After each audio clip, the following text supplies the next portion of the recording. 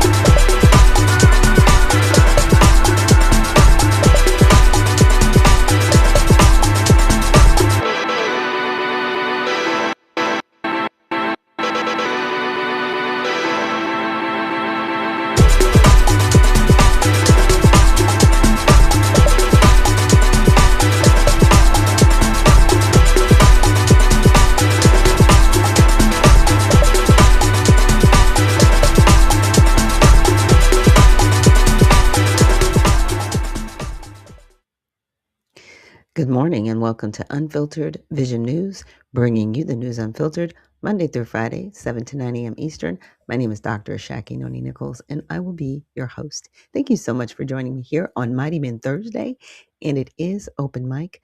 So if any of our mighty men out there would like to join the broadcast this morning, please send me a direct message on X, formerly known as Twitter, or you can email unfilteredvisionnews@gmail.com. And I also wanted to say, you know what, sometimes our mighty men don't hear it enough, but thank you. We appreciate you. We see you. And thank you for being our providers, protectors, and definitely leaders in our community. So thank you. With that, let's get into our Kids Corner.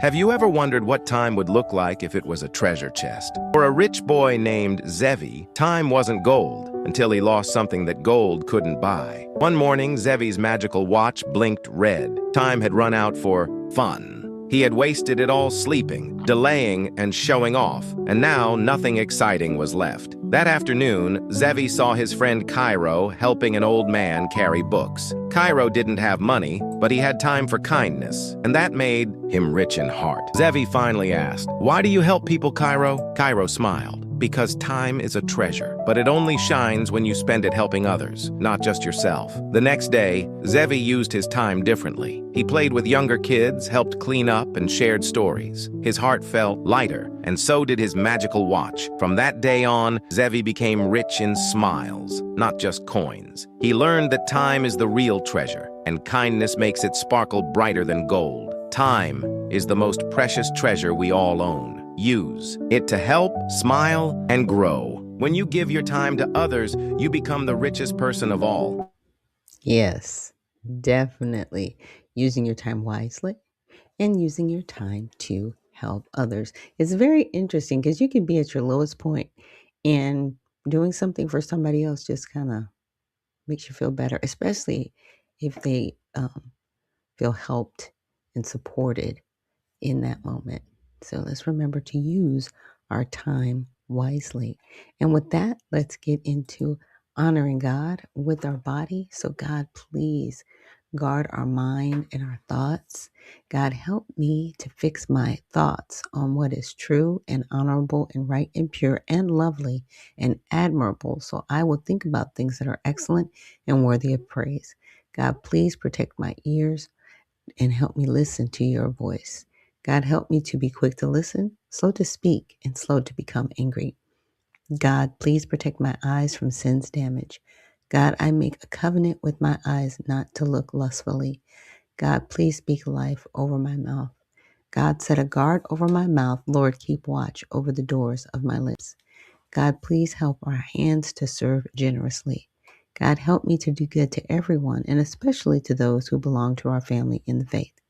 God, please protect my reproductive organs and help me to honor you, God, with purity. God, help me to honor you with my body. And God, please protect my feet as I walk along your path. God, let your word be a lamp for my feet and a light on my path. So I hope that set everybody's day right for this Mighty Men Thursday. And again, thank you so much for joining me here. See if we got any comments going. Good morning, Spud McKenzie. Spud is joining us from YouTube. Thank you so much for joining us here on Unfiltered Vision News. And with that, we have a lot of news to get into. So thank you so much for joining here this morning. And I do not have a special guest, but I did come across a video that was shared with me, and I do want to give some honor to this individual this morning. His name is Dr. Claude Anderson, and some of you may know him, some of you may not.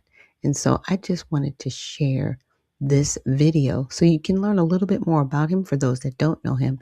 And just for those that do, this just affirms everything that you do know. My concern is civil rights for Black folk. So I told him I could not attend at such a meeting, but I didn't mind simply because of my commitment to Black people to writing up a position paper, an information paper that would go through and explain it to them.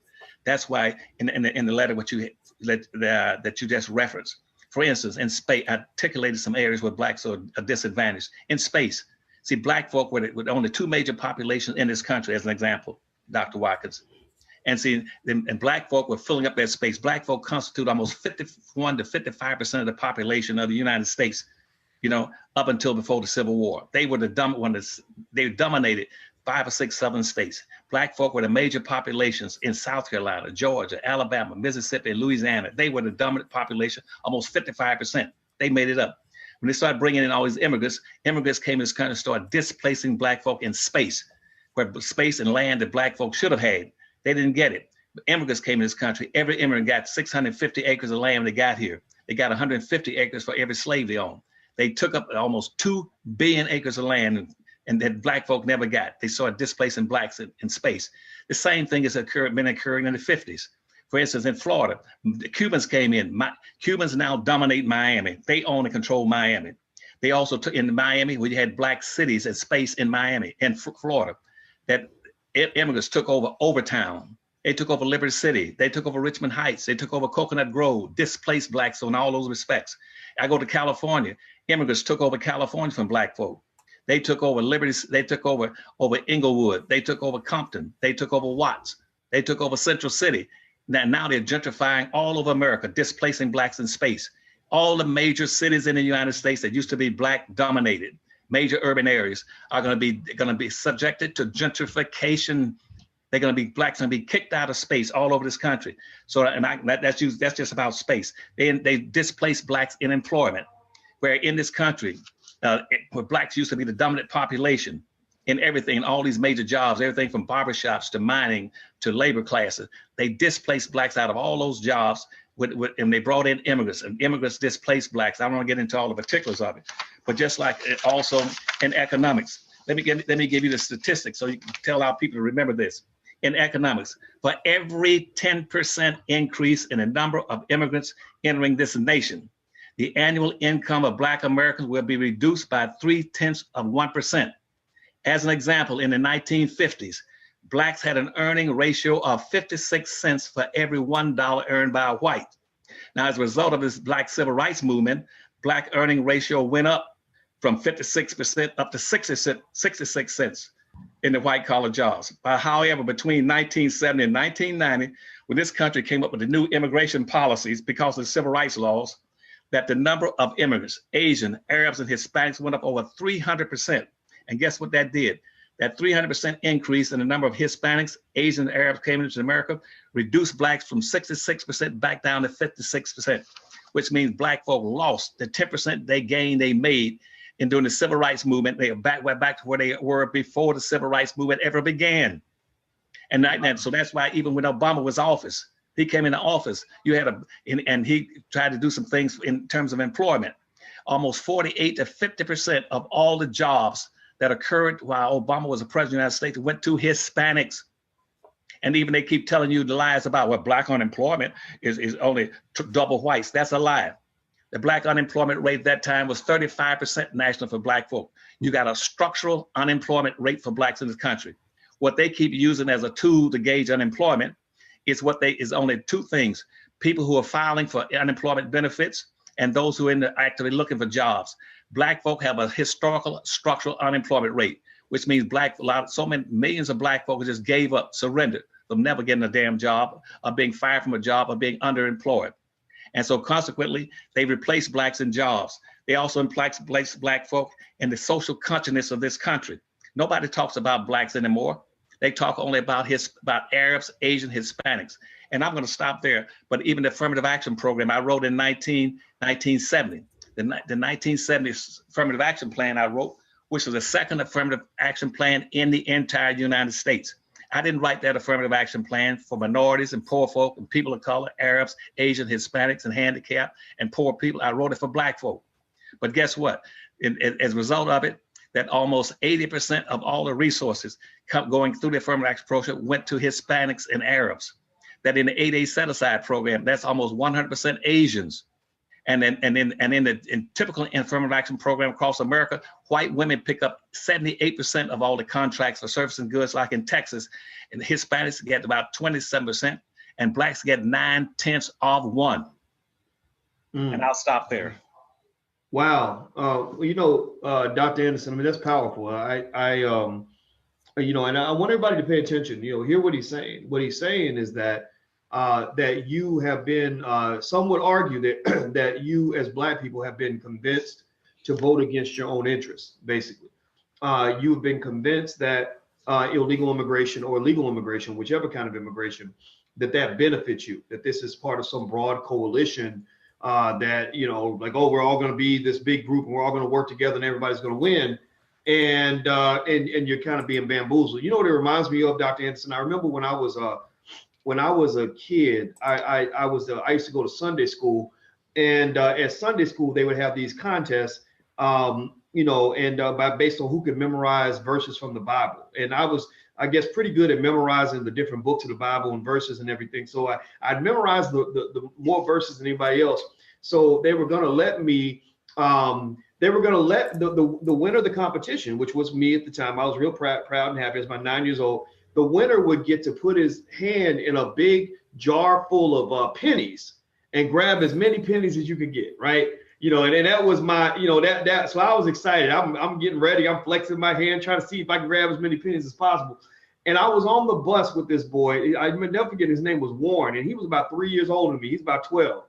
And which, when you're 9 years old, that's like a giant, And I thought Warren was my friend. I thought Warren, I looked up to him. I thought he was like my mentor and everything else. And I didn't know Warren was actually playing me. So Warren said to me, he said, boys, he said, look, my hands are much bigger than yours. And he said, so why don't you let me grab the pennies for you? And then we'll just, we'll just share the money, because I can grab more pennies because I got a bigger hand. Right. Well, what Warren did was Warren went in there, and I agreed to it. I said, OK, that sounds good. Great idea. That's all right. Great. So he goes in there and he grabs all the pennies and he puts all the pennies in his pocket. And I'm showing up saying, hey, where's my pennies? Where's my cut? We did good, didn't we? Like that. And Warren wasn't even talking to me. Now, at that point, I can't find Warren because Warren done ran off with my money. And that makes me think what the Democratic Party and what these other folks do to black people. They say, hey, come along, black people. We need your vote. Come on, rock the vote. Your ancestors died for you to vote. Put us in power. And then when we get the power, we're going to share it with everybody. We're going to make sure that we take good care of you and everything else. So we show up, being good slaves that we are, and we give them all the power. and we end up looking deflated and as depressed as I was when I let Warren go grab the pennies and really. Wow.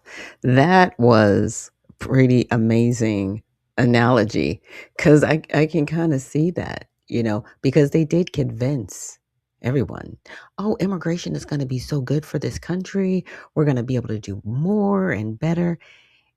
And here's the interesting part, when he said we went from 56% to 66%, and then after legal immigration at the time, we went back down to 56%. I can imagine where we're at now with the mass immigration that's coming. How is it that American Negroes were here to build up this country, the foundation of it, right? The structures and different things of that matter, and also legislation, right? Because sometimes we forget that there were members of the House and the Senate, um, at the federal and local, at federal and state level, excuse me, that were emancipated slaves. And it wasn't until after um, the Confederate Army was released, I would say about maybe 10 to 12 years during the Reconstruction period. After that, the Confederate Army was released. That's when you saw the Jim Crow laws come in.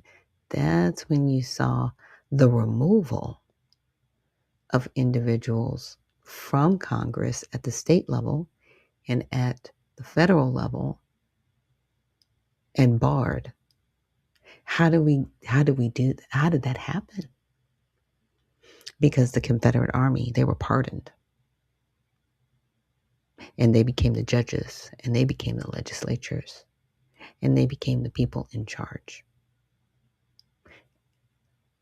So we have what we see today. So what Dr. Claude Anderson is saying isn't lost on me.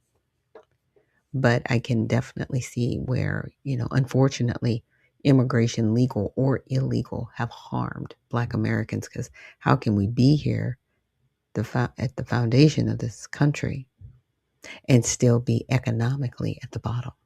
You can look up any stat you want. We are at the bottom.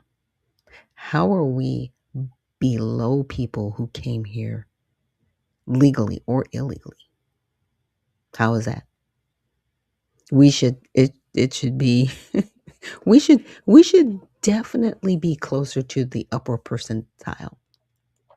But because people continue to see entertainers, right? And when I say entertainers, I'm talking about all across the board. I'm talking about sports, singers, actors, dancers, any type of entertainers. We go, see, you guys are doing well. No, we are not doing well. Well, you have people that look like you in politics. Yeah, they look like us, but a lot of them are not foundational to this country. A lot of them are immigrants, and their families migrated here, and they benefited from the foundation set. And with that said, they have sided with those in power. Black people, emancipated slaves, were not in power and in holding any type of majority that would make a beneficial change for Black Americans. So those are things that we just need to remember. But I definitely wanted to highlight Dr. Anderson this morning, and just appreciating the contributions he's made. And Spud McKenzie says, Coretta Scott King, 91, letter to Republican Senator Orrin Hatch. Hopefully I'm pronouncing that correctly. Barbara Jordan, Commission's Report 95. Harvard economist George Borjas study report 2006, and the U.S. Civil Rights Commission of 2008. Okay. And he says, those are all documented data that show the effects of immigration on the Black community. Wow, thank you so much for sharing that. And a lot of times, again, people are like, well, immigrants, they built this country and they make this country better. Actually, you haven't. you've kind of, unfortunately, especially with illegal immigration, it is destroying our economy because for every individual that gets paid under the table or works for half of the wages, it destroys everybody else's wages. That's why our wages went back from 66% to 10%, even with legal immigration, because illegal immigration undercut us completely. Because you have to remember, some people are underemployed. Underemployed means you have a bachelor's degree, but you're working a job that only requires a high school degree because you're not getting hired for the job that requires the bachelor's degree, even if you are qualified for it. And it would put you in a completely different tax bracket. Trust me. I've I've been underqualified for a long time. And it's weird because it's like I got all these degrees and doing all these things, and my husband's like, "How come nobody wants to hire you?" I said, "Because they're afraid that I'll take their job." In some cases. And in other cases, I'm just overqualified for the position. Yeah, it's really sad. But we'll continue on. And so I wanted to get into some more news now. Apparently, there is a HUD official who misused HUD funds here in Atlanta. And I wanted to review that because it's just so sad. People work so hard uh, to make sure that people aren't on the street, right?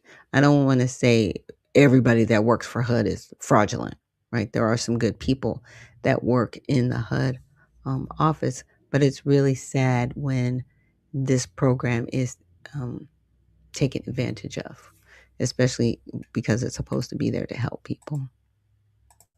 A former Atlanta Housing Authority executive pled guilty today in a federal court to collecting more than $300,000 in federal housing and pandemic funds. Channel 2 investigative reporter Ashley Lincoln live now in Fayetteville. Ashley, you were the only reporter in that courtroom today.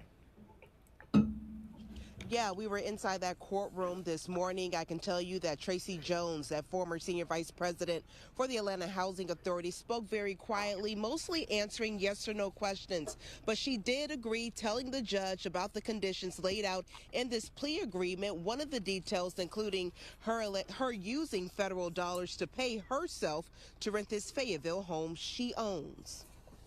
A former Atlanta Housing Authority employee who asks not to be identified says the allegations leave a lasting stain on the agency meant to help families find stable footing. It's going to make people question everything about the process, the system. On Monday, former Senior Vice President Tracy Jones pleaded guilty to using her position for personal gain. More than $63,000 prosecutors say came after Jones falsified documents to approve her son's girlfriend for federal housing vouchers. Vouchers used to rent a Fayetteville home Jones owns. Court documents say Jones even staged a domestic violence incident to help secure voucher approval down in Fayetteville. Not only were you getting the voucher and giving to the family member was renting your house. So you're double dipping. Court records also say Jones used a fake name and business to pocket around $36,000, this time in pandemic relief dollars.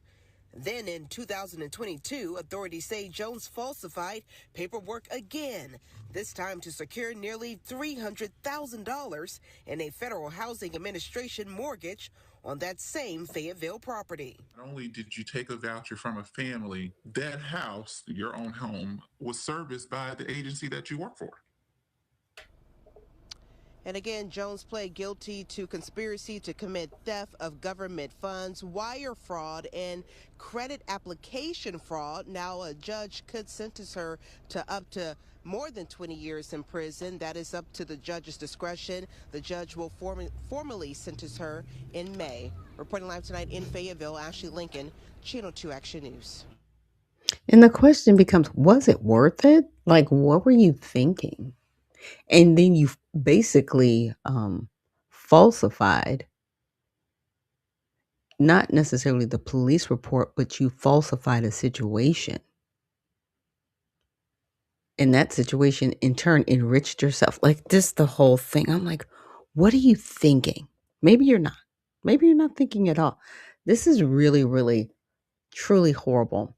And so, what I wanted to go back to and also check out Let's turn the page here. We're going to talk a little bit more about this illegal immigration.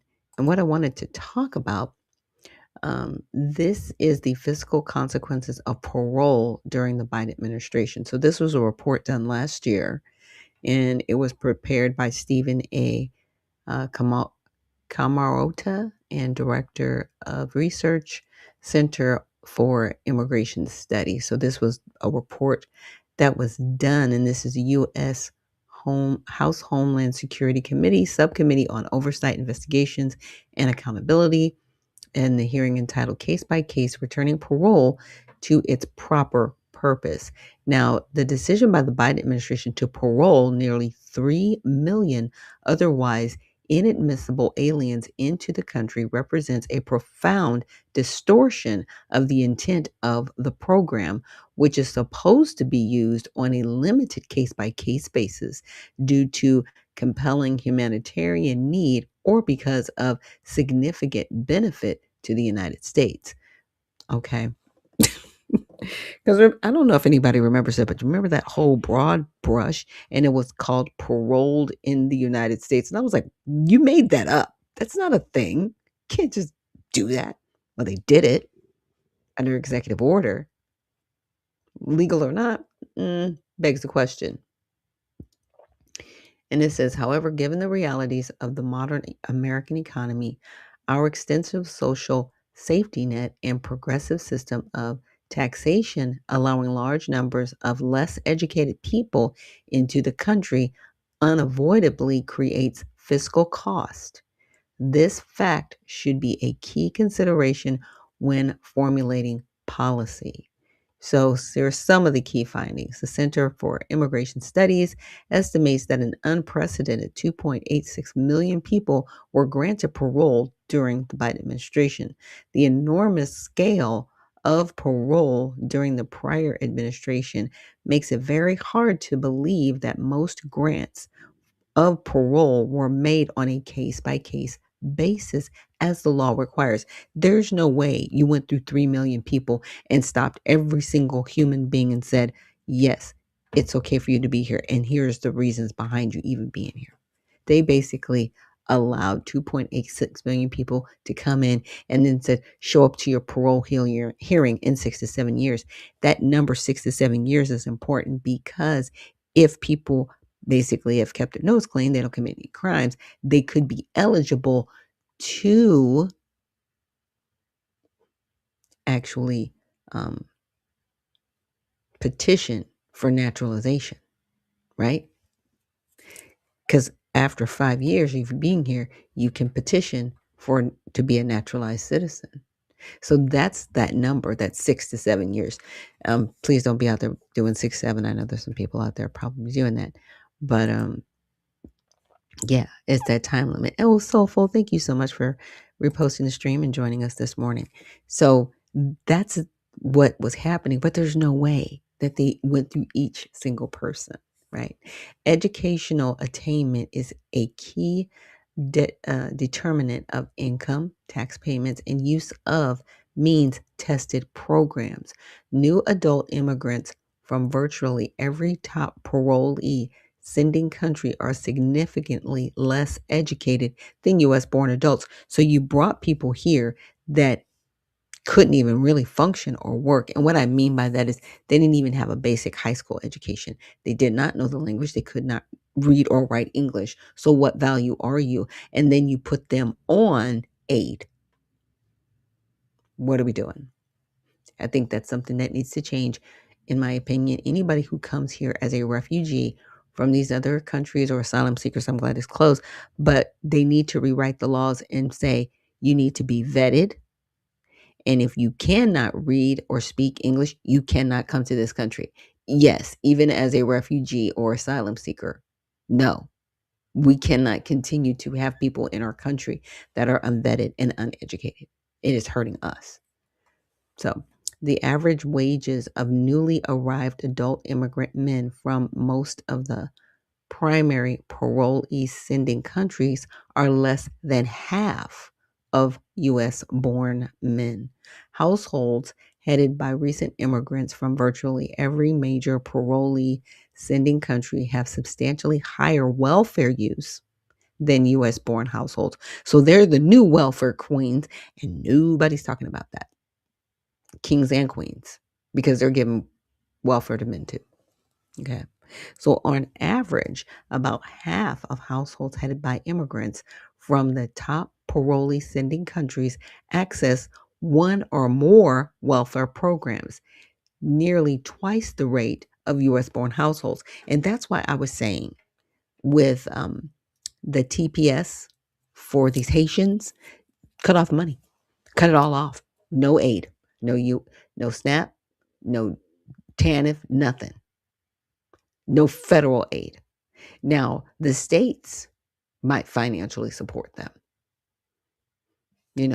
and unfortunately, that's, they can do that.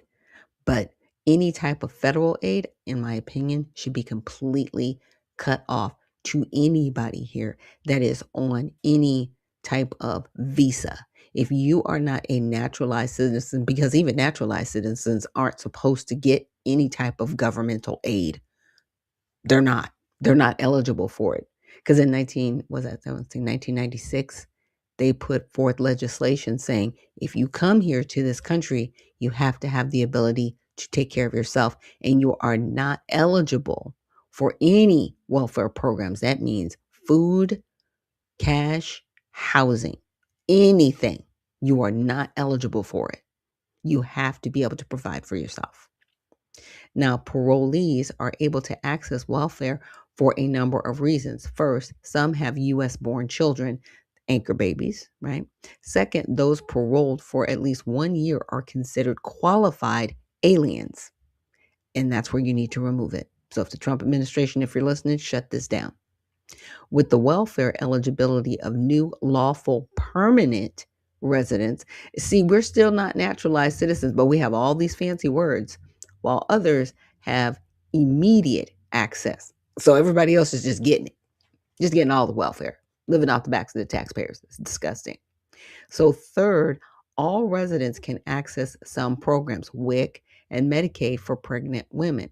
Fourth, some states offer welfare to otherwise ineligible aliens. Remember, I said the states can do it outside of federal funding. And this is my opinion. It's my opinion. They could funnel some of those federal funds down to the state, and then the state, funnel this money. It's still illegal. No one here that comes here, especially if they're here undocumented, to ever get any resources. And again, those that are here that are asylum seekers, refugees, what are they called?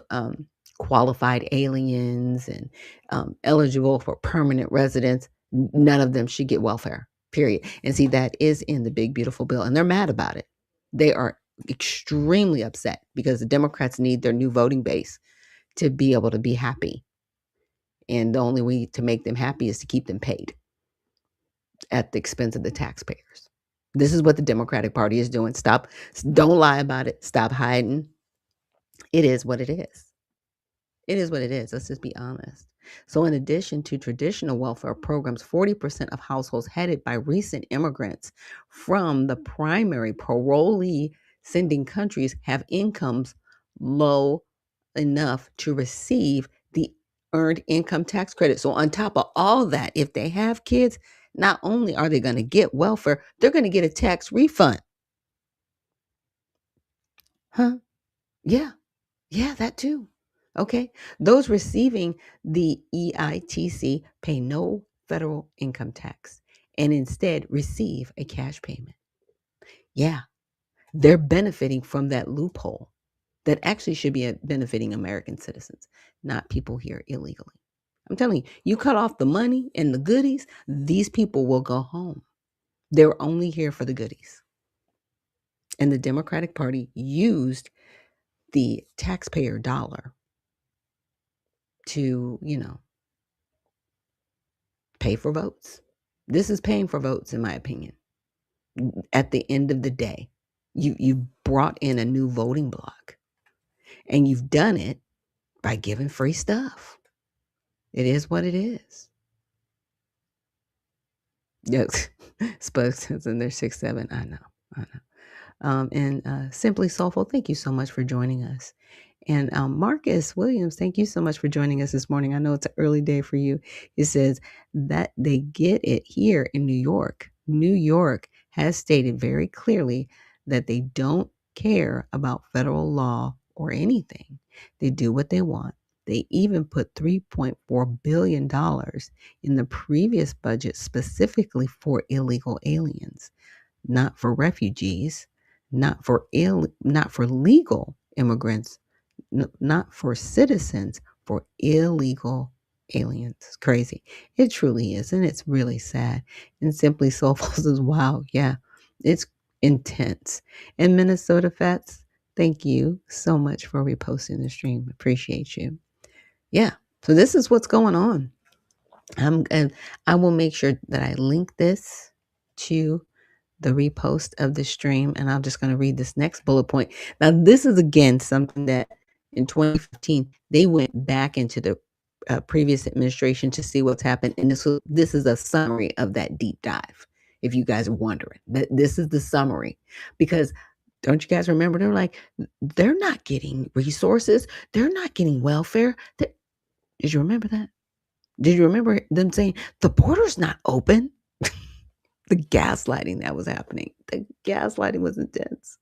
Now, immigrants from the top parolee sending countries do pay taxes, including federal income and payroll taxes. However, on average, parolee headed households have only about 47% of the federal tax liability of native headed households.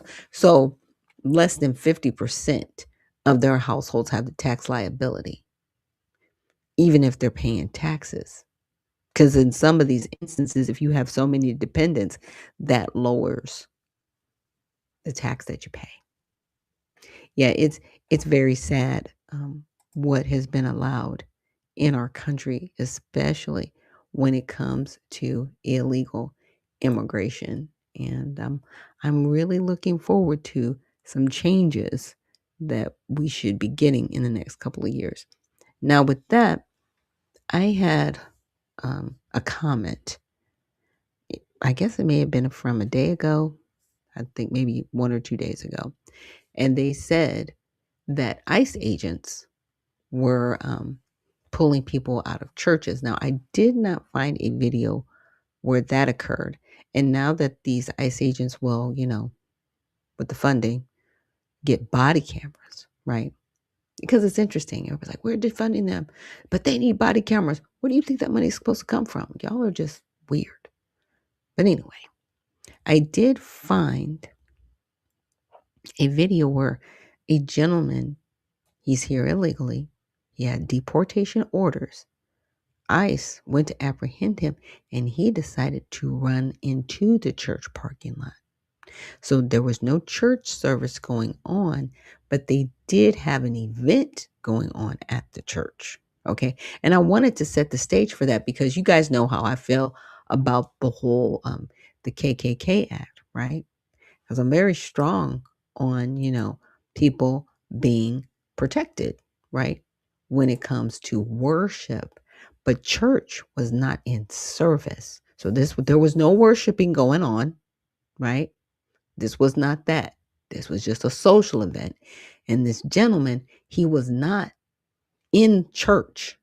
He was on the street. He is a street vendor, but he's still here illegally. He still has deportation orders. This is why he was apprehended by ICE agents. But you still have people that don't care about that. They do not care. They do not care about the rule of law at all. At all. And it is outstanding to me. So let's check this out. Our other top story, outrage among community members as federal immigration officials chase down and arrest a man during a church event. Leaders of the North Hills United Methodist Church held a news conference this morning alongside community members to denounce the actions by the agents. It happened as church volunteers were serving food to families in need. KTLA 5's Kimberly Chang live in North Hills with the details. Kimberly? Hi, yes, church leaders and community members say this was terrorizing. The pastor was emotional when he spoke during a news conference earlier this morning, saying he hasn't been able to sleep and he's had nightmares since this happened.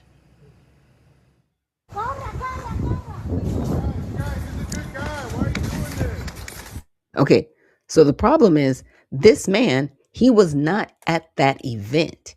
He was on the street, like the sidewalk. He was on the street outside of the church. He was just in front of the church. And I'm not saying conveniently, but what I am saying is he thought, well, if I'm here and I run on the church parking lot, they can't come and get me. No, sir, they have every right to come and get you. And we'll get into that after I get through this video with you guys.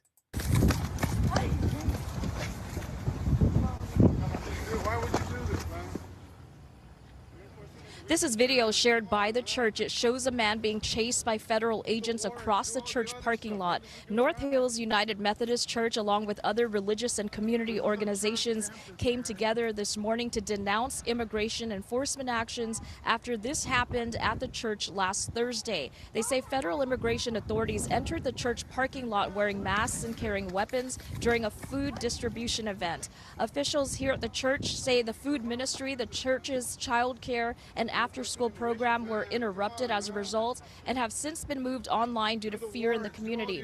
According to church members, Carlos Chavez, a beloved community member, was the person taken into federal custody. The pastor said Chavez was a taco vendor and a father of 3. Church leaders say Chavez ran onto the church parking lot and federal agents chased him, and they say it was a terrifying and traumatic experience for the children and families who were here and witnessed it. Carlos Chavez was not just a vendor, was not just the taquero. He was, and it is, member of a faith community. I have been providing pastoral care to him, to his family. He has been helping us with offering with all he can to our children's ministries. As the agents approached, Carlos froze briefly and then attempted to seek refuge on church holy grounds. The agents did not hesitate to chase him, holding large firearms, even as someone shouted that they were entering private property and that children, women, and elders were present, many of them waiting in line for the food pantry. Okay, let's stop first of all. You evaded arrest. You are fair game no matter where you run. You evaded arrest. Moments later, we realized... I have to watch my words. You evaded apprehension. ICE agents can't arrest you. They're apprehending you due to deportation orders. Sorry about that. The second truck had positioned itself at the parking lot exit, with 3 additional agents blocking the entrance. All agents were dressed in tactical gear, fully masked and armed with large firearms. Their presence terrorized children and families on sacred church grounds. The pastor tells me that he has been in contact with Chavez's wife, and he was told that Chavez has since been deported to Mexico. Now the church is trying to support his 1 children as best as they can because he was a sole provider for their household. Have reached out to the Department of Homeland Security for a statement and response, and we'll let you know when we hear back. Okay, look. Here's what we're not going to do. We do not have any bleeding hearts for people who have come into this country illegally. And by proxy, I need to know if this mother is here illegally as well. Because, see, you know what? Birthright citizenship is not a thing. And there's going to be millions of people that are going to have to leave. They're going to have to leave. Because you cannot just come onto the land and just pop a squat and say, hey, I have a whole U.S. citizen here, and you have to give me all of the benefits because I have a U.S. citizen, even though I'm here illegally. What was your intention? Your intention was never to come here to become naturalized. Your intention was to take advantage of the welfare system through a baby. That was your intention. That is an illegal intention. Because one of our founders of the country, I remember reading this, they basically said, people, bodies could use the 14th Amendment as a way to commit war against the people by having more people here and invading the country. And in my opinion, that is what's happened. People have invaded this country abusing the 14th Amendment. It's very sad, very sad. And Owen Knight says the news needs to be arrested for aiding and abetting illegal immigrants. And the faith community needs to be locked up. It's really sad. But here's what I wanted to go through with you guys, because I did ask the question of Grok. I said, per the FACE Act and the KKK Act, right? These are acts that I've been talking about because even, even though I am not a parishioner at New Birth, that pastor that came onto their grounds without permission, without invitation, in the lobby, praying loudly, making parishioners that do attend that church very uncomfortable and feeling unsafe in their church. He was in the wrong and he needs to be prosecuted under the FACE and KKK Act, period. But I ask, can a federal agent apprehend someone with deportation orders even if they run onto a church parking lot? Yes. Federal agents can apprehend someone with deportation orders, even if they run onto a church parking lot. I think churches need to brush up on what are the rights of these ICE agents, because it is fascinating to me how you can just unilaterally say they're wrong. No, they're not. They are working within the perimeter of the law. This person, he should have just stood there and took it. What do you think is going to happen to you? Nobody's going to help you. Look, okay. So neither the Freedom of Access Clinic interests, and this was pretty much written so people could not go into abortion clinics. That's what it was written for, but it also includes religious spaces. Nor the Ku Klux Klan Act, formerly the Enforcement Act of 1871, prohibits lawful immigration enforcement actions by federal agents on church property. Let me read that again. These two don't apply to ICE. It's okay. Doesn't prohibit them from lawful immigration enforcement actions. Okay. And they were there to apprehend this person because they were under deportation orders. So the FACE Act primarily protects access to reproductive health services, abortion clinics. Also prohibits the use of force, threats, or physical obstruction to interfere with or intimidate individuals exercising their First Amendment right or religious freedom at places of worship. However, this law targets private individuals or groups engaging in such interference. Protesters disrupting services. We saw what that happened. Okay. Not federal law enforcement officers conducting authorized arrest. Recent cases, such as the January 26, 2026 protest at a Minnesota church involving an ICE official, show the Department of Justice using the FACE Act to charge demonstrators for obstructing worship, not to restrict immigration agents. So there were no agents there to arrest anybody that had deportation orders. And as you see, these agents kept it in the parking lot. There were no official services going on. They were having an event, which is a food drive, right? And there were preschoolers there on site. So this man, instead of being a man, and hey, I got caught, then you ran, tuck-tailed, you ran. and put other people at risk in your fear and your cowardice. That is not a man. Period. It's not. Now, the KKK Act addresses conspiracies to deprive individuals of civil rights as what is enacted to combat post-Civil War violence. They're talking about the Confederate Army. Like the FACE Act, it's been invoked in recent protest cases to protect religious exercise at churches from disruption, but it does not apply to or limit federal agents performing official duties such as executing deportation orders. So guess what?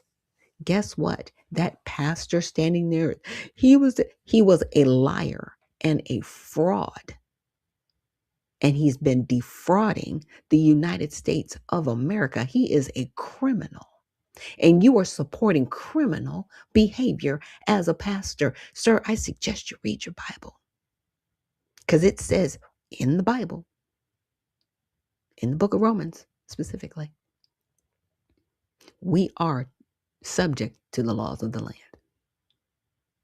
and we are to follow the laws, not break them.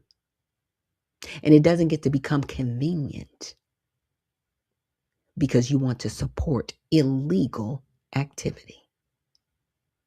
Yeah, a lot of these organizations, you need to lose your status supporting that. We need to find out how many other people are attending your church that are here illegally, and you're protecting them and you're not turning them over to ICE. I think that's the next level we need to get to. We need to start stripping some people's 501c3 status completely.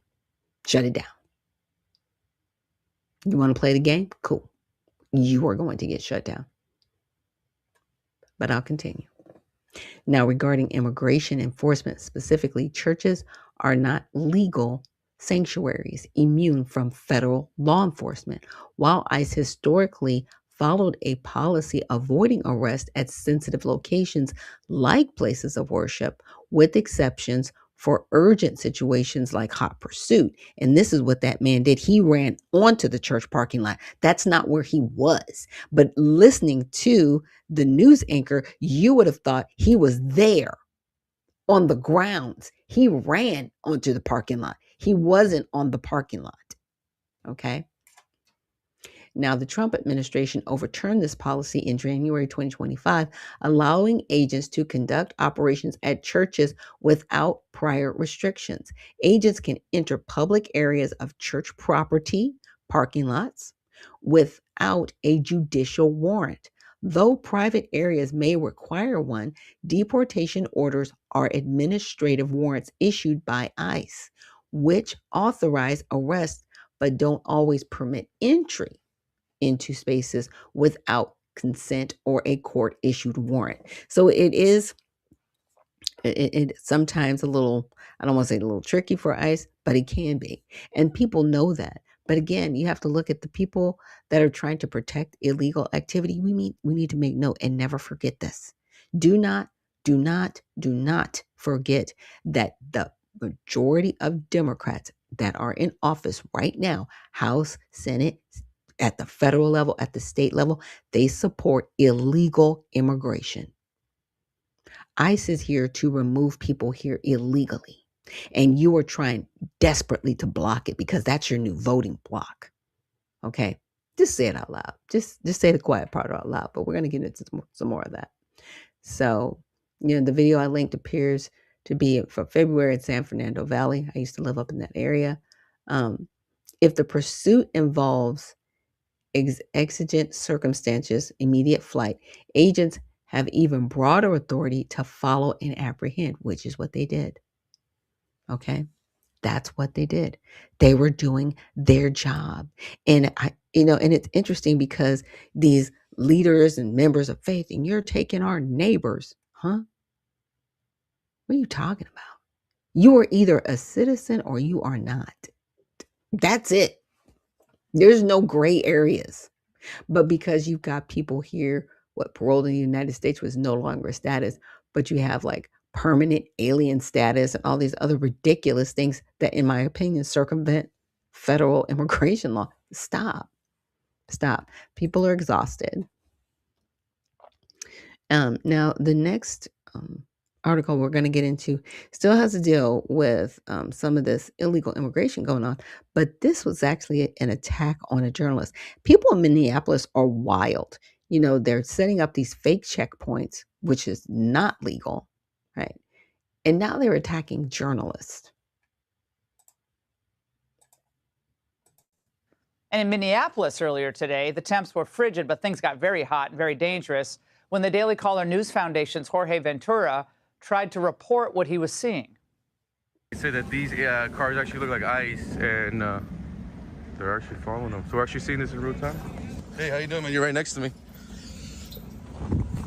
I can film here, buddy. It's a public sidewalk. Why did you try to steal my phone right now? You guys gotta get out of here, man. Oh, no, he's pushing me, man. Go to me. So get in the car and get out of here. Get in the car.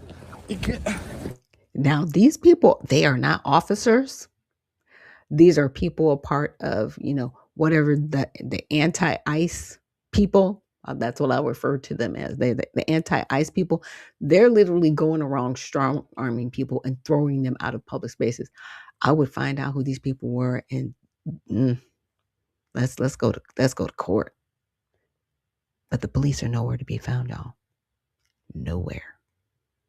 Get in the car, man. Here with me is the journalist who was attacked by anti-ICE goons, the Daily Caller's Jorge Ventura. Jorge, first, I know you and your colleague were banged up there. Was that guy aggressive from the start? And he felt totally fine with policing his border.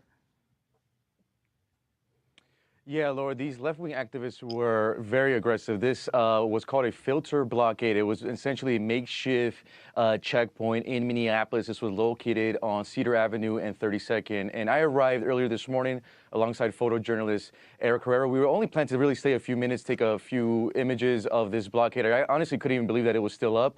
More than 24 hours. I didn't see any local law enforcement when I arrived. As soon as we got there, the agitators were very aggressive, questioning me. What I found interesting is we actually started documenting them actually stopping vehicles, stopping American citizens, asking for ID, and actually running their license plates. They said that they were running these license plates and turning them over into a database to see if they were ICE agents. And while we were documenting this, our Uber driver was parked to the side. They actually ran the license plate of his car, and they actually accused him of being an ICE agent. He was a Somalian Uber driver, so that didn't make any sense. But just kind of shows you how well organized these agitators are. So they were checking IDs. I don't think that's legal, right? So to the extent that they detain people or make people feel like they can't leave, I mean, that's borderline false imprisonment under law, right, general legal principles. So they can't do that. Did you get a sense of why they felt that they were entitled to behave this way? Was it a feeling of, you know, they can do this with impunity, no consequences? I say they are emboldened by the rhetoric from the local politicians and even the local police force here in Minneapolis. If you even speak to the protesters, 90% of them are white liberals, and they do feel like they're fighting a Gestapo. And when we were there documenting, they actually started to assault us very brutally, shoved me very aggressively. They made several attempts to actually steal my phone, so I couldn't publish the footage that we just showed right now. They actually caused my right hand to bleed. They attacked the photojournalist I was with, Eric Herrera, and they do this, Lord, because they want to deter journalists like myself who actually show the truth of what's going on the ground, and we would not be deterred at the Daily Caller News Foundation. Yeah, good for you, Jorge. I felt that when I was there, just for a brief interlude in that crowd. They're not pleasant people for sure. Jorge, I'm glad you're okay. Thank you for doing what you're doing out there. Yeah. And may I just add, he is of Latin descent. So their argument falls flat. I'm sorry. Your argument just falls so flat. Progressives and liberals, they are definitely the new Confederate Army.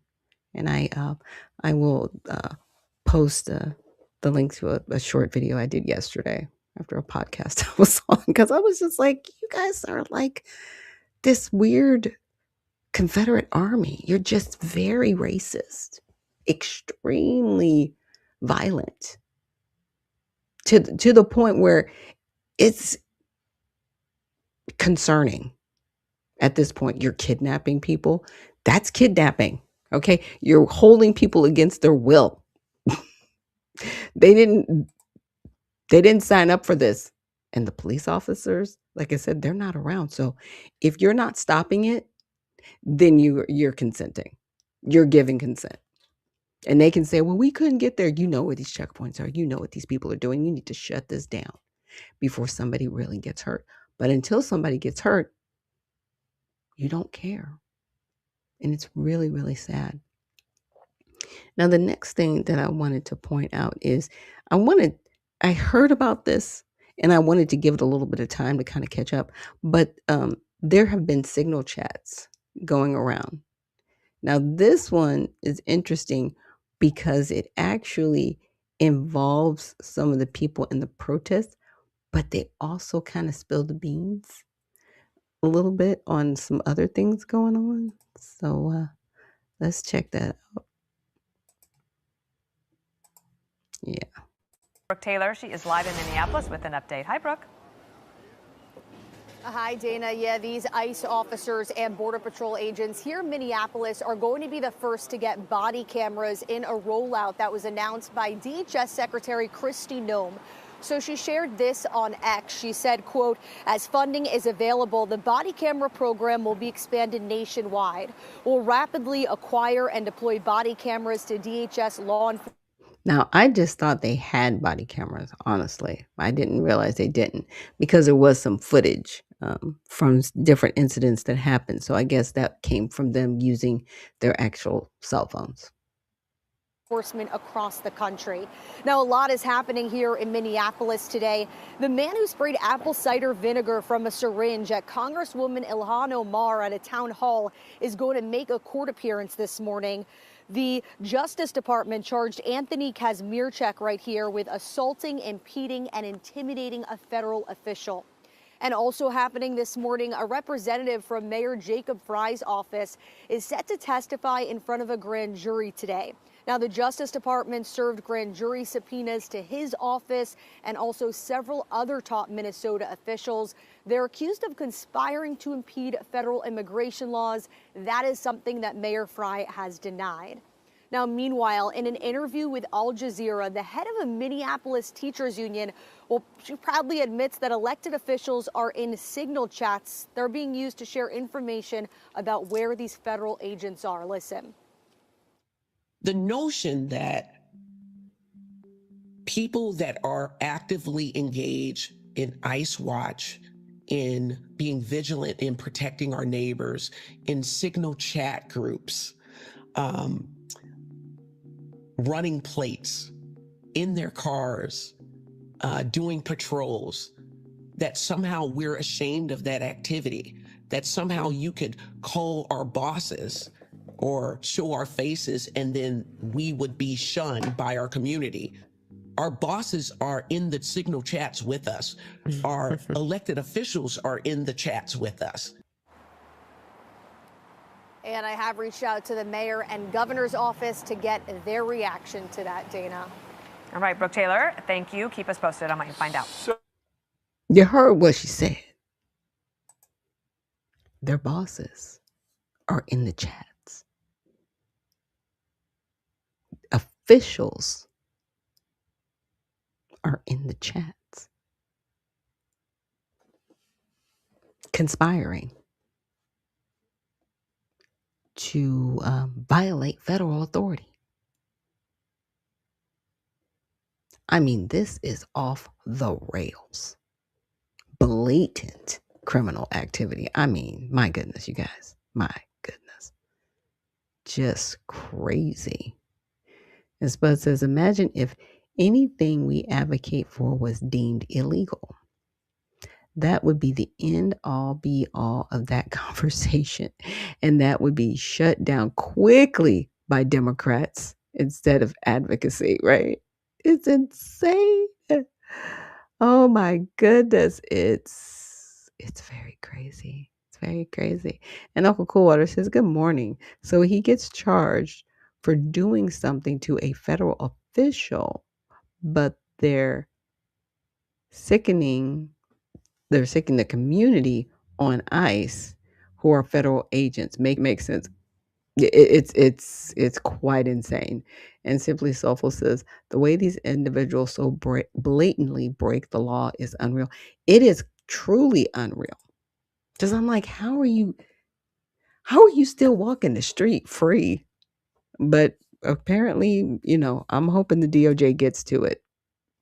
They're breaking the laws faster than they can put people in prison. But hey, they got Don Lemon. I'm just saying. And they got everybody in them little groups. They're still collecting people. And that's a start, right? That's a start to actually see, okay, y'all are serious about putting people in jail. Finally, my goodness, what is it going to take to put people in jail so that they are actually held accountable? Now, this one was interesting because I want to say his name is Wesley. Calling out Democrats regarding ICE, and I think this is good because they need to continue to be able to be called out, right? But to the flip side of that, Republicans, where you at? Where you at? Why you guys have all three levers right now? I don't want to hear it. Now this happens usually with both parties. Just saying. And then the midterms come up and everybody's like, oh my gosh, we lost our seats. What are we going to do? Do you guys just do this on purpose? Do you think we're dumb?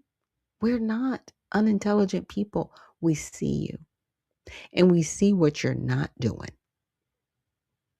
And I need the GOP, get it done because I don't want to hear your whining. You guys need to get us back. No. How about no? How about we put some people in office that actually want to get the job done? How about that? Liz, 700 federal immigration agents will immediately withdraw from Minneapolis, Tom Homan says, after he reached an agreement with state and local officials to have county jails notify ICE before criminal aliens are released back into the streets. He says it will allow ICE to pick up these targets while they are still in custody rather than having to send agents into communities to find them after they've been released into the streets. Homan noted this agreement does not force local authorities to do federal immigration enforcement or keep aliens 1 minute past their scheduled release. He said it will also reduce recidivism so local police can dedicate their resources to public safety. This is efficient, requires only 1 or 2 officers to assume custody of a criminal alien target rather than 8 or 10 officers going into the community and arresting that public safety threat. It's safer for the community, safer for the officers, and safer for the alien. Homan says nobody is. Now, here's my concern. Because the attention that we've seen at some of these detention centers where people are just like out of control, are they going to now try to go to these areas, right, where these people are being held by the police so that ICE can get them? Are there going to be protections for these agents when they go get these people in the specific location that's not in the neighborhoods, right? Because remember, I was talking about this before, that this is what Tom Homan did. He was like, there's a designated area. It should only require so many people. We pick them up, we're out. Nobody's any the wiser, right? It's when they release them back out into the community, this was the problem.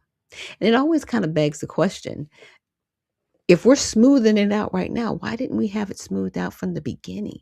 And why did we let it go so far? Right? All it took, in my opinion, when we saw what happened in Portland, okay, you're going to Minneapolis, this is what we need. Y'all should have sent Tom in and said, we're not doing Portland. We do not want people getting in and out of the community. We do not want people abusing agents at the deportation center, right? At the holding center. This is what we need. And this is how we're going to carry this out. But it's like it all had to fall apart before we got here. That's what I think is the sad part. Is getting a pass. Anyone in the country illegally is still subject to deportation, but the surge is focused on criminal aliens, which represent the biggest threat. So far, ICE removed 14 criminal aliens with homicide convictions, 129 with sexual-related offenses, and 28 gang members. 2,000 federal agents will remain after the 700 withdraw, returning to the normal levels of about 150, Homan said, depends on continued cooperation between state and local officials and the decrease of attacks on federal officers. He reiterated peaceful protest is welcome, but impeding enforcement is against the law, doxing agents is shameful, and the local police are working to dismantle roadblocks set up by protesters. As a result of the negotiation, all federal agents will also begin using body cameras, with plans to implement this new policy nationwide. Now, Homan said the president still plans to effectuate mass deportations, but 350,000 Haitians, whose legal status was set to expire tomorrow, effectively just got an extension from a judge who blocked the Trump administration's efforts to end their Biden-era temporary protected status that would have opened them up to deportation. The judge, in a scathing opinion, cited what she called DHS Secretary Kristi Noem's likely hostility toward immigrants. Liz. Great reporting. Thank you so very much, Jackie Heinrich. We appreciate you. Now listen to this. We currently have an unprecedented number of counties communicating with us now and allowing ICE to take custody of illegal aliens before they hit the streets. Unprecedented cooperation. And I'll say it again. This is efficient, requires only 1 or 2 officers to assume custody of a criminal alien target rather than 8 or 10 officers going into the community and arresting that public safety threat. This frees up more officers to arrest or remove criminal aliens. More officers taking custody of criminal aliens directly from the jails means less officers on the street doing criminal operations. That was Tom Homan with the big news today that counties in Minnesota will now let ICE into county jails to arrest and deport criminal illegals. Minnesota Democrats like Keith Ellison, Tim Walz have been blocking ICE doing that. They're accused of inciting riots on the street. Joining us now from House Judiciary, Texas Congressman Wesley Hunt. Congressman, we love having you back on the show. Why did Democrats block this? This is common sense. It stops the street rioting. Now we're hearing 4,000 criminal illegal aliens caught in Minnesota. The fraud scandal has ballooned to $30 billion in Minnesota. So what is going on with these Democrats now finally getting common sense and letting ICE into the jails? So let me get this straight. You have somebody that broke federal law by entering this country illegally, and then they harmed and or maimed an American citizen. They got put in prison, and so they're here illegally. They are in prison, and who's paying for this? The American taxpayer is paying for somebody who is illegal that is in prison, and then now we want to go to prison and make sure that they go back to their country of origin. That is simple, common sense. What I have discovered in this world is that, especially in terms of Democrats and liberals, is that common sense is simply not so common. They should have been cooperating with this administration from the very beginning. And I always harken back to the Obama days. President Obama deported far more people than President Trump. And who did he use? He used ICE. But yet nobody did anything and no one said anything because he was a Democrat. Not only did he use ICE, he used Tom Homan. He gave the man a medal. Democrat. And so now that we have the Trump administration in office, now you want to fight this administration tooth and nail in order to score some political points going into the midterm election. So again, I'm glad they are finally coming around to this idea of going into jails and getting illegal immigrants out of prison to stop maiming and harming our fellow Americans. But this should have happened from the very beginning. Your point's well taken. Under Obama, ICE was allowed into jails. Let's get you updated. Let's get the viewer updated on what's going on in Seattle. Congressman, Socialist Seattle Mayor Katie Wilson igniting a backlash. She's telling the Seattle Police Department to investigate and document and track ICE activity. But the president of the Seattle Police Union says he's not telling his police officers to do that. Instead, he's saying this is, quote, toothless virtue signaling rhetoric. It's already cost 2 people their lives. The concept of pitting armed law enforcement agencies against each other is ludicrous, will not happen, will not allow police union members to be used as political pawns. What do you make of this? Because now in New York, in a new Siena poll, 43% of New Yorkers say deport illegal immigrants. Well, this is a direct violation of the Supremacy Clause, and if you're here illegally, you broke federal law, and it is up to the federal government to remove you and send you back to your country of origin. And so if you are a blue state and a leader in a blue state and you don't want to comply with the federal government, then that means you too are actually, as a leader, breaking the law. And also, you don't go after the people that are enforcing the law. If you don't like what happened, then next time win the next election. But President Trump was given a mandate. 77 million people voted for him. He won the Electoral College vote. He won every single swing vote. And the number one issue in this country was what? Illegal immigrants. We cannot allow the tail to wag the dog. We are in charge, and it's time to ensure that we enforce the laws on the books in this country, and that goes for blue and red states. We aren't having this problem in red states because we are complying with federal law and with federal law enforcement officers, and Democrat blue states should do the exact same. When you force the law, it saves lives. Congressman. Yeah. Yeah, well said. Well said. Okay. I did look up the Supremacy Clause because I wanted it explained, briefly. So let's get into that. So we're breaking down the Supremacy Clause, and I just wanted an easy breakdown. And it says, here's the actual text: the Constitution and the laws of the United States, which shall be made in pursuance thereof, and all treaties made or which shall be made under the authority of the United States shall be the supreme law of the land. And the judges in every state shall be bound thereby. Anything in the Constitution or laws of any state to the contrary notwithstanding. So in plain English, the Constitution itself, valid federal laws, those made under the Constitution's authority, and U.S. treaties are the highest law in the country. State judges must follow them, even if state constitutions or state laws say something different. So that's what the Supremacy Clause means. And I just wanted to bring that up because some people will kind of shun or be like, oh, whatever. No, it means something. It means that, we do have federal laws in this country. That is why Trump brought back the Aliens Enemies Act, because it was already standing law, federal law. But these activists and activist judges, they don't like it because you're messing with their voting block. They need the body count, right? So they can get more House seats and more districts and add to the census and all that good stuff. They need the bodies before the census is taken. Just saying. I got a little bit more time, but I wanted to take a quick break and just thank you guys so much for joining me here on Unfiltered Vision News, and I will see you on the other side.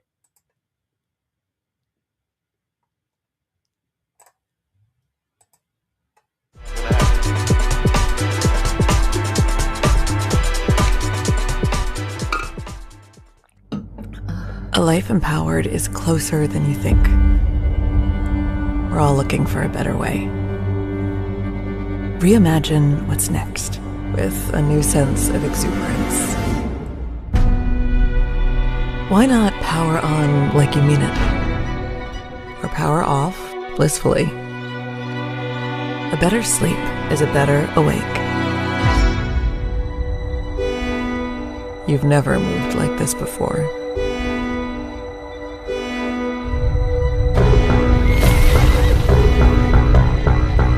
The energy nature intended. Imagine reprogramming the way you look at the speed of science.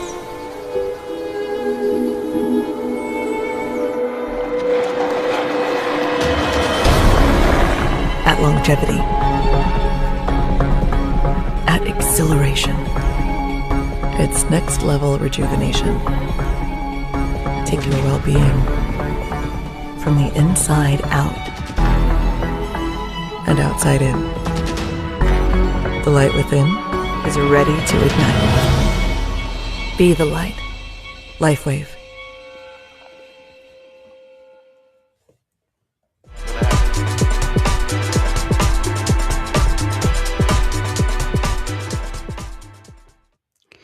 And we are back. Thank you so much for joining me here on Unfiltered Vision News, bringing you the news unfiltered Monday through Friday, 7 to 9 a.m. Eastern. My name is Dr. Ashaki Noni Nichols, and I will be your host. And to get more information on LifeWave, you can go to the website lifewave.com/Noni CMS LLC. And I will reach out to you because it is actually a product that I use. And so usually anything that I'm bringing to you guys, it's something that I've personally used and benefited from. So that's lifewave.com/Noni CMS LLC. So now let's get into our next video. Now this is Maxine Waters and her exchange with our current Treasury Secretary. It's a very interesting exchange. Let's check it out. Recognize the ranking member of our committee, Mrs. Waters of California, for 5 minutes for questions. Thank you very much. Secretary Besson, in the FSOC annual report, you stressed the importance of economic growth to promote financial stability. While you noted many ways you plan to deregulate Wall Street and plant the seeds for another crisis, you said little about the harms of inflation. I find this odd as the president and you have finally began discussing in the media how the price of goods are way too high. Notably, you mentioned that tariffs may need to come down to lower costs for Americans. So I have a few questions about this. As a former hedge fund manager in 2004, and I don't want you to go into any long details about this, but did you write a letter to investors raising concerns about the impact of tariffs, writing that, quote, tariffs are inflationary? Did you say that at that time, yes or no? No. Okay, thank you. Okay, we have a New York Times article that, agrees that you said New York that. Times. Then last summer, when you testified before a Senate committee, you said, and I quote, there is no inflation. Tariffs are not being passed on to consumers. You were quite definitive and even claimed that critics had, quote, tariff derangement syndrome. Well, those comments are at odds with the statement you made to investors that tariffs are inflationary. Again, I want to be clear, so just let me ask you, are tariffs inflationary, yes or no? According to the San Francisco Federal Reserve, with 150 years of data, Yes or no? Tariffs do not cause inflation. San Francisco Federal Well, Reserve. last November, Congresswoman, as the Trump administration finally began to realize 150 years that of data. affordability issues in America are not a hoax, you told Fox News that the government was going to reduce tariffs on goods like coffee and bananas, and that doing so would, quote, bring the prices down very quickly. Mr. Secretary, why was that announcement even necessary? If tariffs aren't inflationary, and as you and the Here's the problem. The cost was passed down to the consumer with some of the tariffs. Let's just be real about that. But conflating them with inflation, I'm not sure, Maxine. President like to say are paid for by foreign countries, by the foreign country, a tariff on coffee or bananas shouldn't raise the price of either for American consumers. Well, that's the Trump logic, but that isn't reality. It did raise. It raised it because the people didn't want to lose out. Okay? If I'm being charged a tariff, then I'm going to charge more so I can get my money back, right? So the consumer ends up being the loser in certain instances with these tariffs. I mean, it is what it is. It stinks, but it is what it is. Prices across the board. And you know it. I think you knew back in July also. The real question is, why would you even impose a tariff on a good that a country doesn't grow or make, as that would only serve to punish the American consumer? Now, as you know, this committee has taken a bipartisan approach to addressing another real affordability crisis. Housing. Rents are too high. There aren't enough houses. However, one clear reason. But why aren't there enough houses? Oh, that's right, because you opened up the border and you let millions of people in here that don't belong here, and you put them on welfare, and you actually gave them federal housing. under the HUD administration. You did that. And you want to sit up there and like, and this and that. You can tell I'm not a fan. I pray for Maxine. I'm not a fan now. Reason that the housing crisis has grown worse is that you and the rest of the Trump administration levied tariffs on housing production goods like lumber and steel, as well as appliances. These tariffs will result in half. Lumber is reclaiming my time. You don't get to talk. Lumber is at a Reclaiming my 5-year time. low, Congresswoman. Reclaiming my time. Let's just have the facts, ma'am. Reclaiming my time. Thank you. However, one clear reason that the housing crisis has gone worse is that you and the rest of the Trump administration levied tariffs on housing production goods like lumber and steel, as I said, as well as appliances. These tariffs will result in 500,000 fewer homes built at a time when we need more homes built, not less. Trump single-handedly made housing more expensive. And once again, you know it, as Axios has reported that you were planning to lift tariffs on housing production goods. In addition, the unlawful campaign the Trump administration has waged with ICE and Border Patrol terrorizing American communities has also harmed home construction across America. So I ask you, Secretary Benson, will you be the voice of terrorizing communities that is also impeding housing protection? Who are you talking about? Because if it's American citizens building the houses, what are you talking about? Oh, that's right. That's right. People stopped showing up to work. Oh, that's right. They had massive deportations because some of these construction sites, over 50% of the people on the sites were here illegally, and they had deportation orders. Ma'am. It's just so sad. Reason in the administration and urge Trump to stop waging a war on American consumers and on housing or affordability and putting the economy at risk. Yes or no? You don't have to explain. Representative Waters, will you be the voice? Will you be the voice? Will you be the voice of inflation? Will you be the voice of reason? Will you be the voice of reason? A study yes from no? Wharton University reclaiming my has time. shown Reclaiming my time. Reclaiming my time. Was a mass unfettered immigration. Mr. Chair, will you let him know that when I asked time does belong to the gentlewoman from California. 10 and 20. That's what you call a filibuster right there. Okay. Million immigrants can you took shut up the housing stock of working Americans, and can you maintain some level of dignity? Gentleman's time has expired. No, my time has not expired. Your time has expired. And the gentleman took up my time. I think you should recognize that, Mr. Chair. The gentlewoman's time has expired. The gentlewoman's time has expired. Well, Mr. Chair, parliamentary inquiry. The chair recognizes the vice chairman of the Mr. committee, Chair, Mr. Heisinger. Parliamentary inquiry. Go right ahead, but I would not. Reclaiming my time. Reclaiming my time. Reclaiming my time. They should put that on a loop. I'm just saying, and put some scratching behind it. But Uncle Coldwater says during midterms, people are going to use those clips of Obama, Biden, and Hillary Clinton to their advantage when they bring up ICE, as they should, as they should.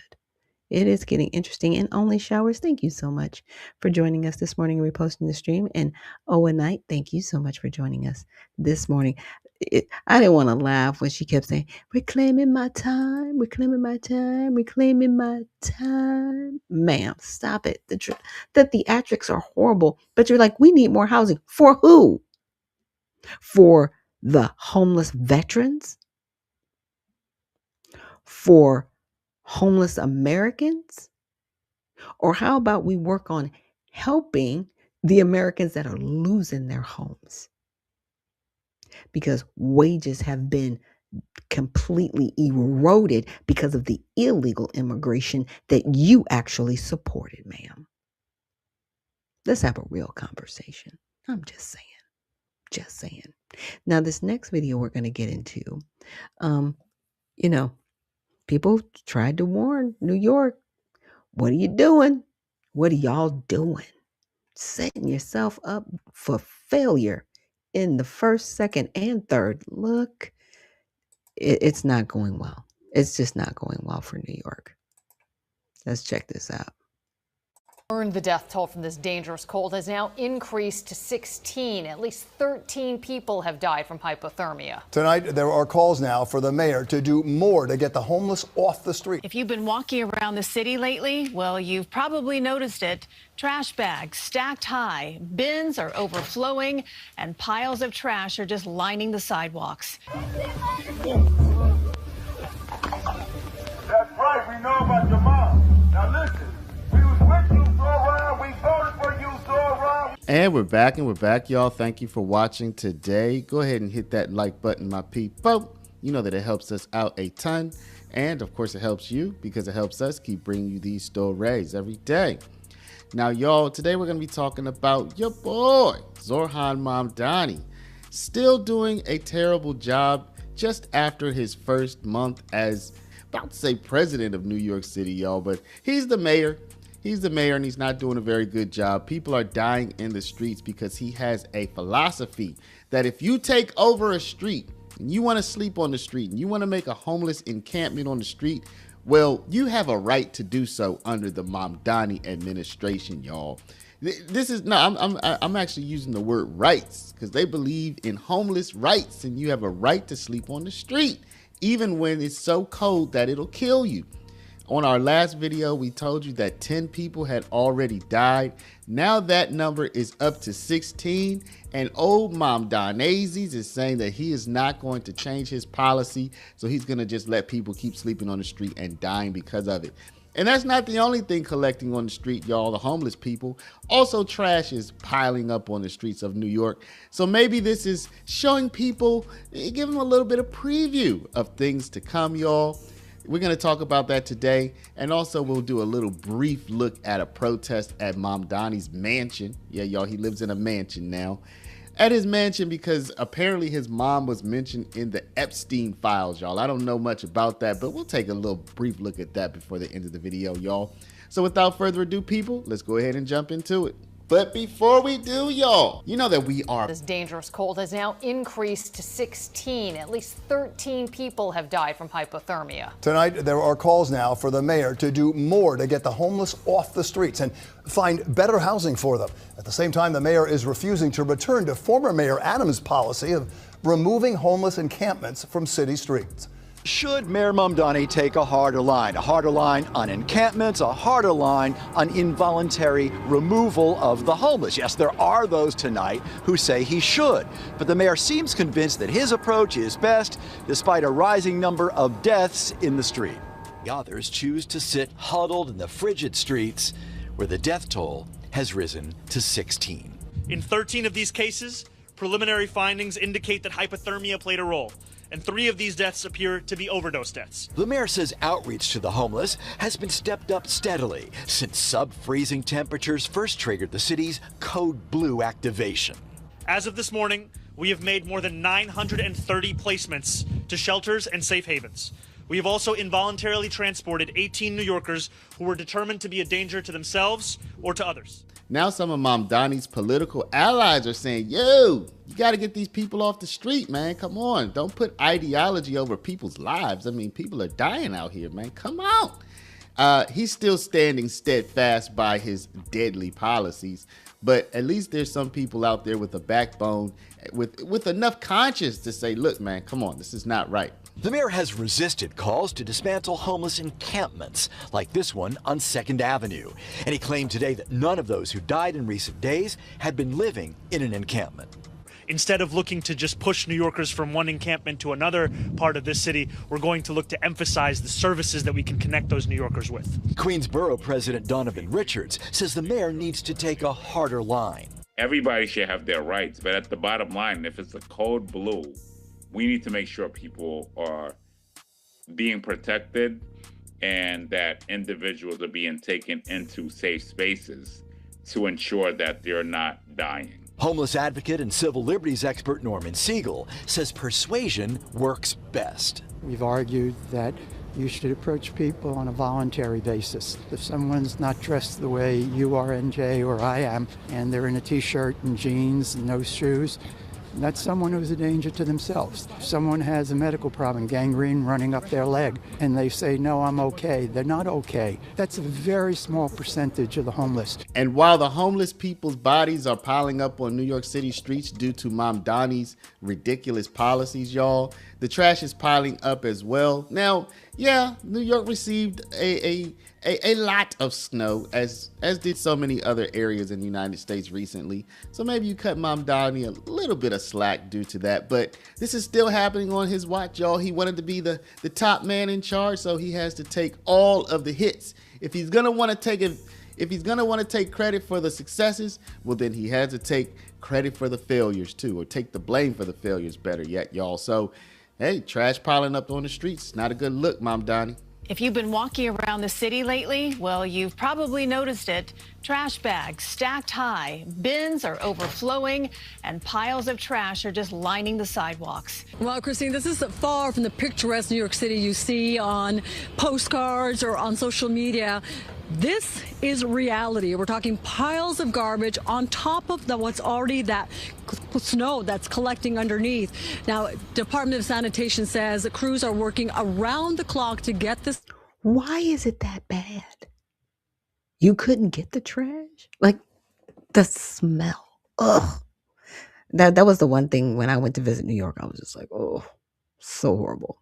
Picked up, but they are about a day behind. Sanitation crews have been focused first on clearing the snow and ice from the streets and sidewalks to make travel safe, and trash collection, they admit, has fallen behind by about 24 hours. But the city says, don't worry, the work is very much underway. Behind the scenes, hundreds of sanitation trucks are rolling out every shift, with crews working 12 hours at a time.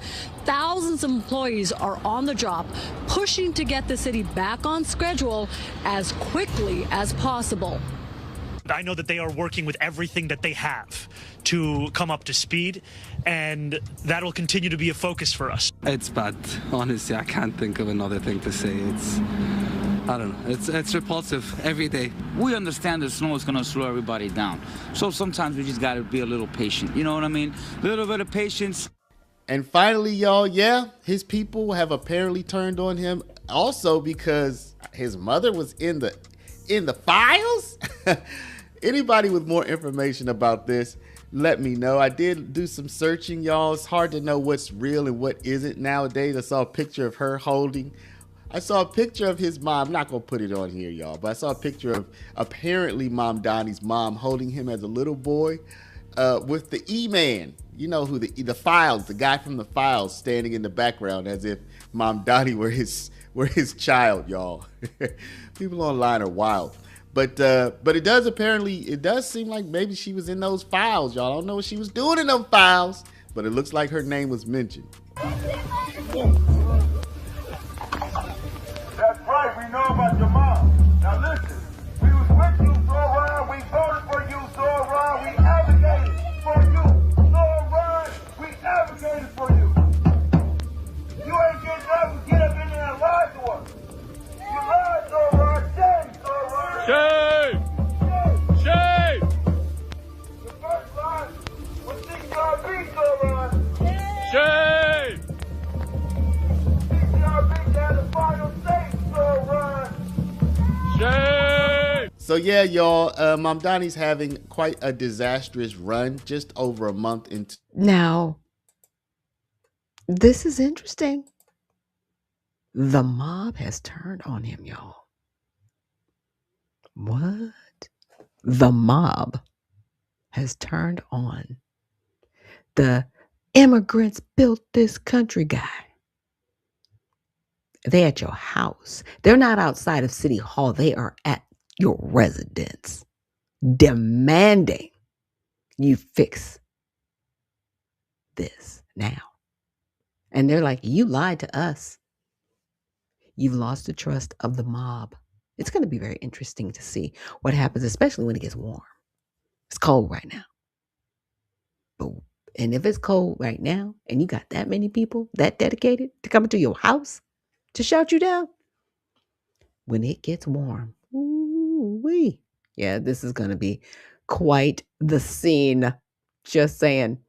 Okay, so here's the last clip I'm going to share with you guys. This is Clyburn, and if a lot of people know him, he is the House representative from South Carolina, and he is talking about DHS and the funding that may or may not happen or how the funding is trying to go. I know that the Democrats are trying their best to block some of the funding for Department of Homeland Security, which is very interesting because, again, if you're trying to impede the Department of Homeland Security, which is trying to get illegal people back to their country of origin, what are you doing?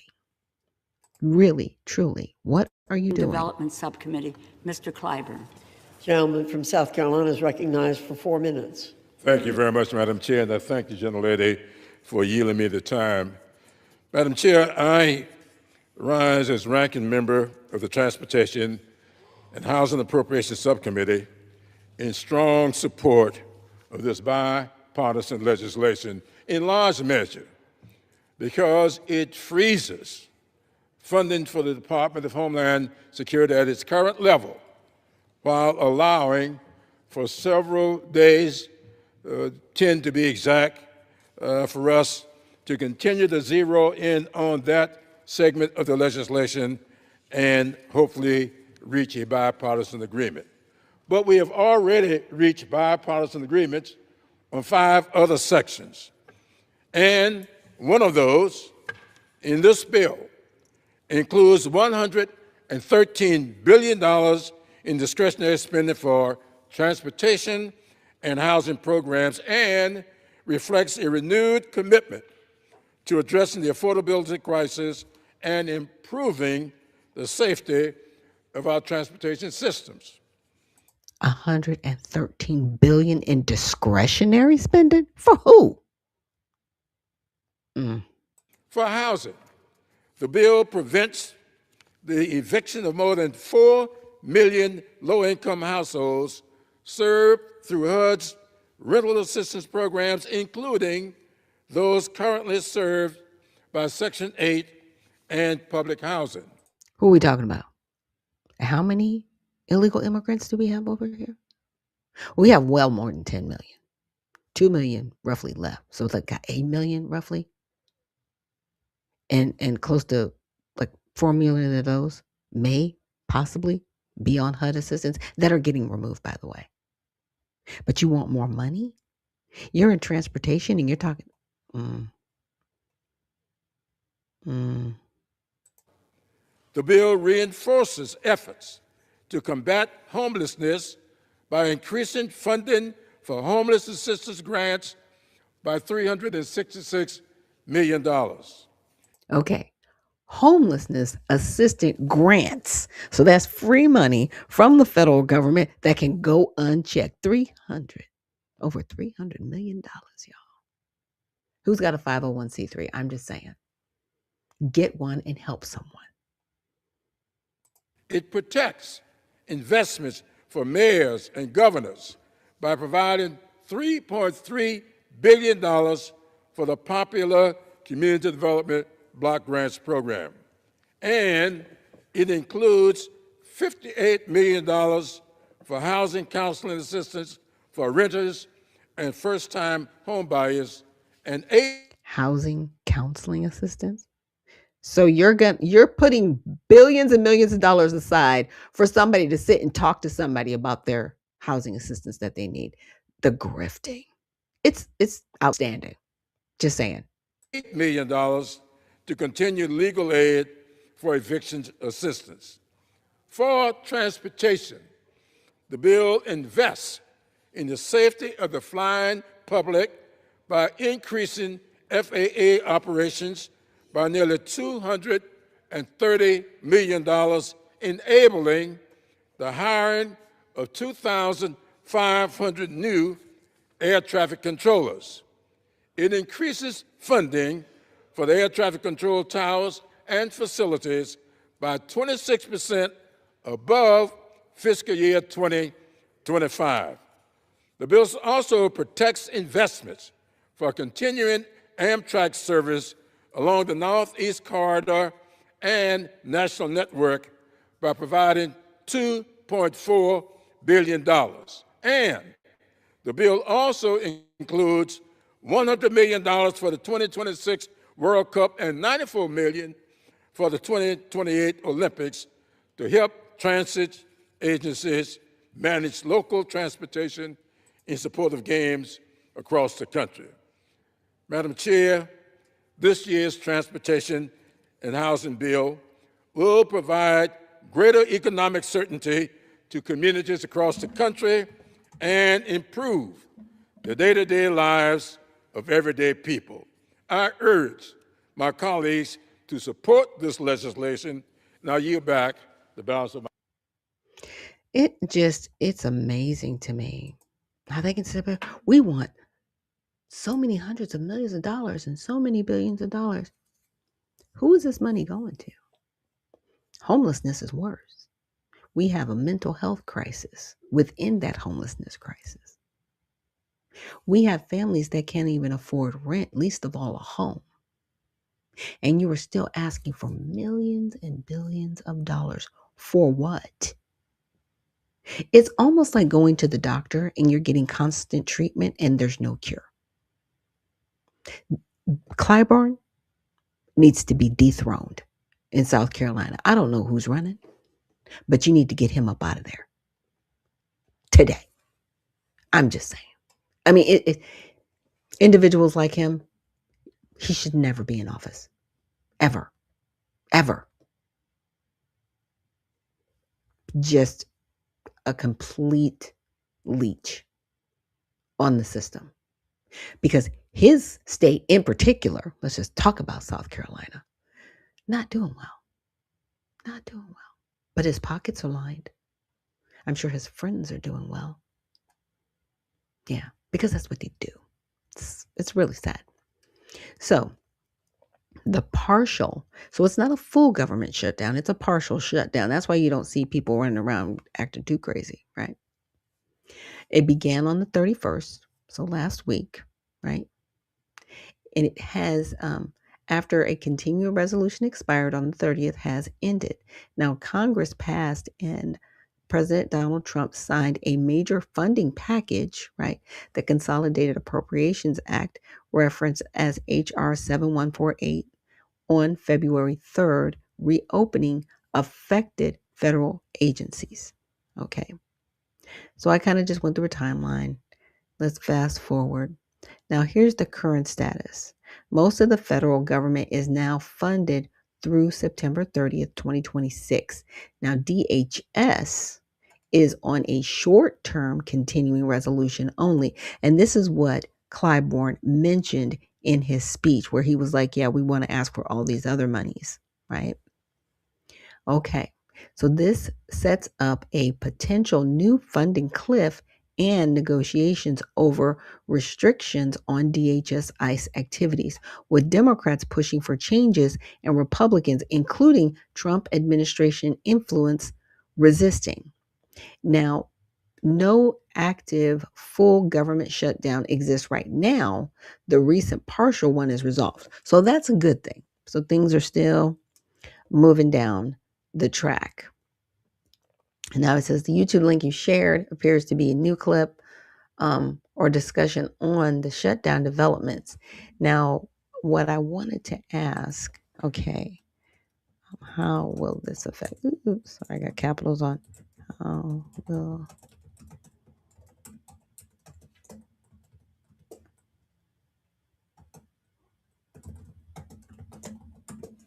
Okay.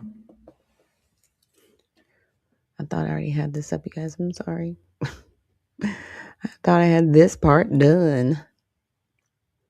But as we wait.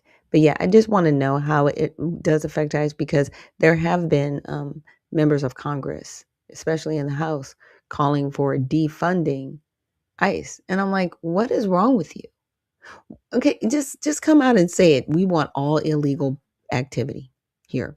We want all the illegals here so they can vote for us, and we're going to get them all the free stuff, and they're just going to live off the backs of the taxpayers, and we're going to allow all the fraud that's going on all around the country. We're just going to continue to let it happen. A lot of people keep bringing up, what if Harris would have won? where would we be right now? We wouldn't be where we're at right now. First of all, we wouldn't know about Minnesota, Ohio, Maine, Seattle, Washington. What was the other state? I think it happened in Pennsylvania. I mean, it's just wild. And those are the states that we know a little bit about. California, but it's happening everywhere. The fraud is happening everywhere, especially these home health services. Just horrible. Absolutely horrible. Now, the recent funding package signed on February 3rd provides full year funding through September 30th, 2026 for most federal agencies, but it only extends a short-term continuing resolution for the Department of Homeland Security until February 13th. So that'll be sometime next week. This setup creates a potential funding cliff for DHS driven by ongoing congressional disputes over reforms to immigration and customs enforcement policies, particularly around accountability for immigrant enforcement actions following high-profile incidents like the fatal shooting by federal agents. Problem, we're not mentioning these agencies and these NGOs that actually interfered with the work of ICE agents. Had they not done that, we would not be here right now. Now, people may disagree with me when I say that, but we wouldn't be here right now. And there would be people alive today. You keep calling these people Nazis and Gestapos, and they're disappearing people when they're not. They're doing their job. And you've got all these people in this whole complete lather to the point where somebody just saw the video I showed. She's like, why are you trying to demonize me? My boss is in the chat. Government officials are in the chat. What? So she feels emboldened to continue to call for illegal behavior. Like, we are in a sick place in our country. We can disagree on a lot of things, but when one side is literally advocating for illegal activity, there's a problem. That's a problem. Completely. Period. Stop it. Now, short-term stability until February 13th. DHS operations continue at current levels under the continuing resolution, meaning no immediate disruptions to services like border security, disaster response, or airport screening. So those things are going to continue, right? Now, risk of partial shutdown. If Congress fails to pass a full year DHS appropriations bill or another extension by February 13th, funding could lapse, leading to partial shutdown affecting about 240,000 DHS employees. Essential personnel in cybersecurity and active disaster response would continue working without pay, while non-essential functions could halt with furloughs for many workers. This would impact sub-agencies beyond ICE, and that would include TSA, right? Potential delays at the airports, and we saw that before.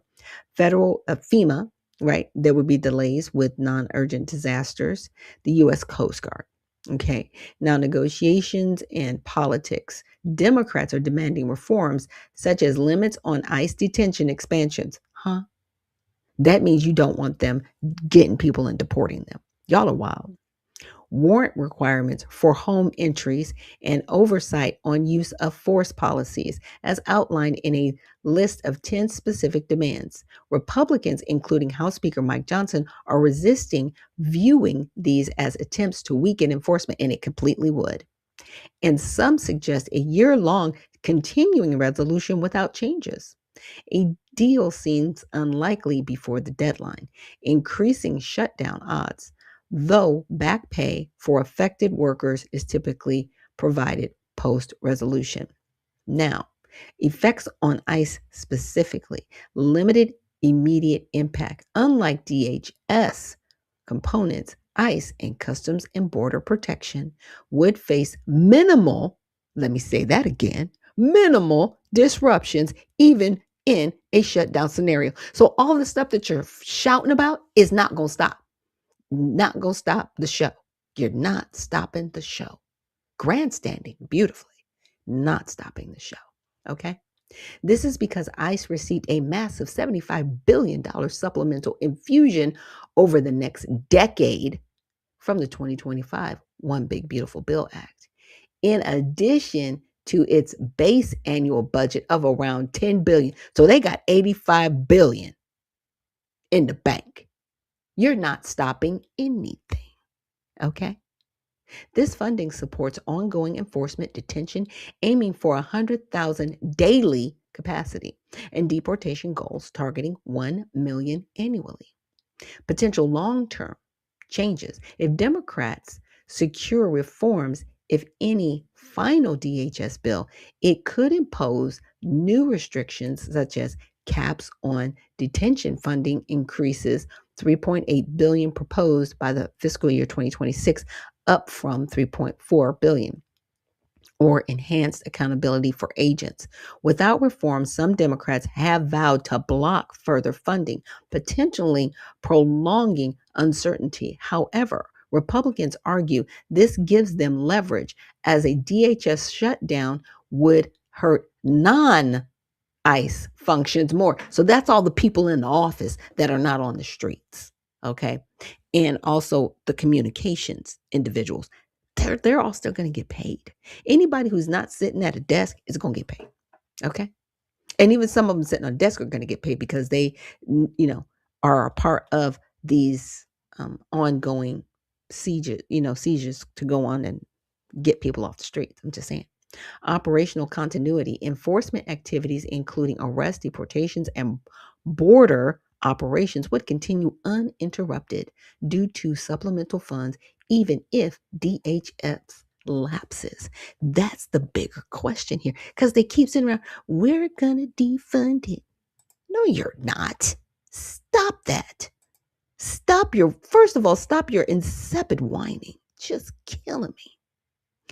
And Spud says, I work in aviation, and discriminatory hiring practices have the air traffic controllers at a shortage. And that's not the only industry with a shortage due to this fact. Fight that first, right? Because see, they're so worried about making sure that they, again, keep the bodies here. They got to keep the voting block here.